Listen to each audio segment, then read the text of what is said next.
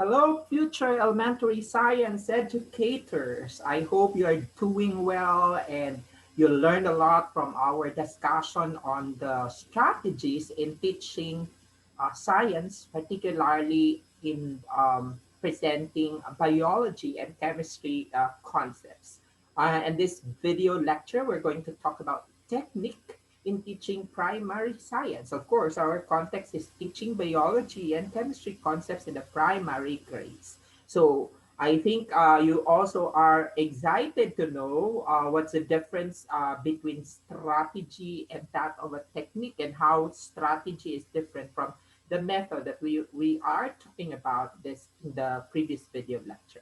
So let me just prepare my slide presentation.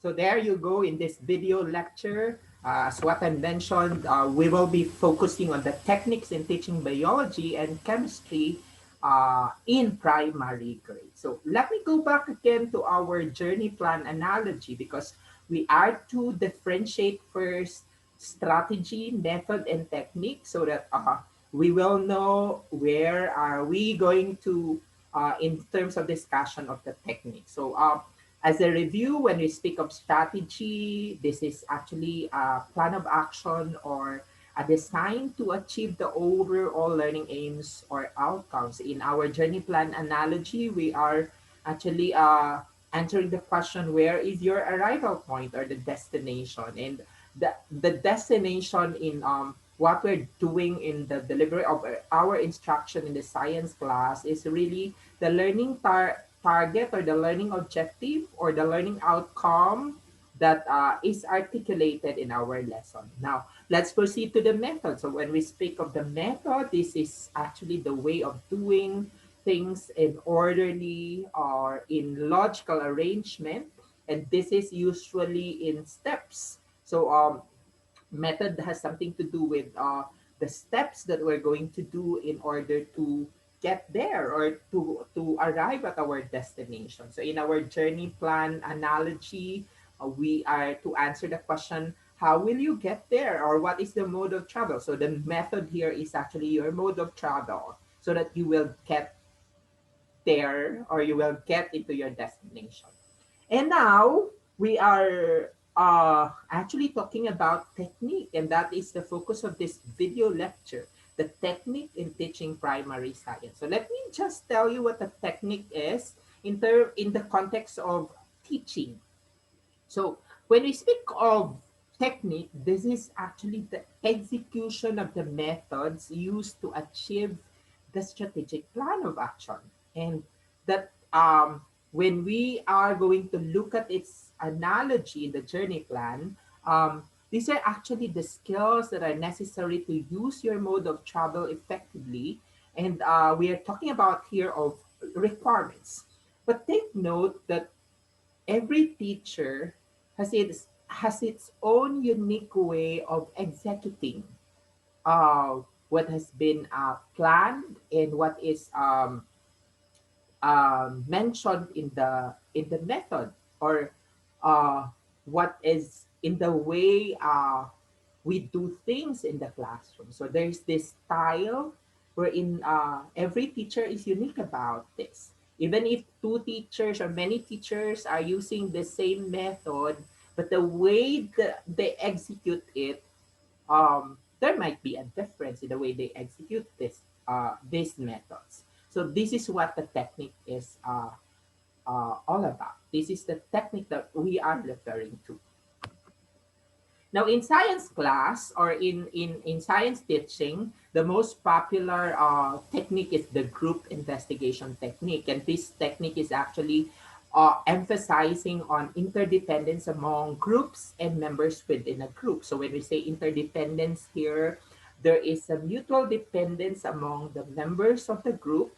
As in the group investigation, they're going to depend on each other or depend on other groups in some sense because there is that element of interdependence that that is present in this group investigation. So let me tell you about the elements of group investigation technique. So there are actually four in the slide presentation. So these are investigation, interaction, interpretation, intrinsic motivation is the last one. So let me just explain each of these elements of group investigation technique. The first one is investigation. So when we speak of investigation here, we are referring to the way the classroom learning is organized to enable inquiry-based learning to occur. So the learning environment has to be a place for investigation. And the context of investigation here is the inquiry because in the group investigation technique, you use inquiry-based method in order for the students to discover something. And that the learning environment must be organized so that it will sit well with the requirements of the science inquiry so that learning will occur in the teaching learning process. Now let's move on to the interaction. So when we speak of interaction here, we are actually referring to the opportunities provided for to the learners for them to communicate and work with each other for academic purposes. So this is where interdependence is coming in because this is where members of the groups have to be contributing into the investigation and they take responsibility of what they can do to contribute in order for that science inquiry to take place or smoothly and consequently yield learning in that group investigation technique. Now we move on to interpretation. That's a third element that we're going to discuss. So when we speak of interpretation here, we are actually referring to the process by which the learners provide meaning to both interpersonal relationships and information that they are studying. So they make sense of their interaction, they make sense of the relationship that they built from that interaction, but not only making sense of the relationship, but it's also making sense of the information which they got from the investigation. So this is where interpretation and there could be differing interpretations of relationships, interpersonal relationships. There could be differing interpretations of information. So as science teacher, we have to be accommodating of the different perspectives, but our role really is to facilitate the discovery of the truth, the discovery of the knowledge among our students. Now, let's move on to the last one. It's intrinsic motivation. This is an important element because this will propel the what calls the action of every member of the class to participate in that group investigation that they are supposed to be doing whenever teacher applies this. So when we speak of intrinsic motivation here, we're actually referring to the personal interest invested by the learners to the academic activities. So when they are hooked with those activities, maybe that level of commitment to learning will be leveraged, will be heightened in the process. And studies would tell that the more intrinsically motivated the students are, the better is the learning that can occur in the process. So these are the four elements that we have to consider whenever we do group investigation technique in our science class. So once again, investigation, interaction, interpretation, and intrinsic motivation.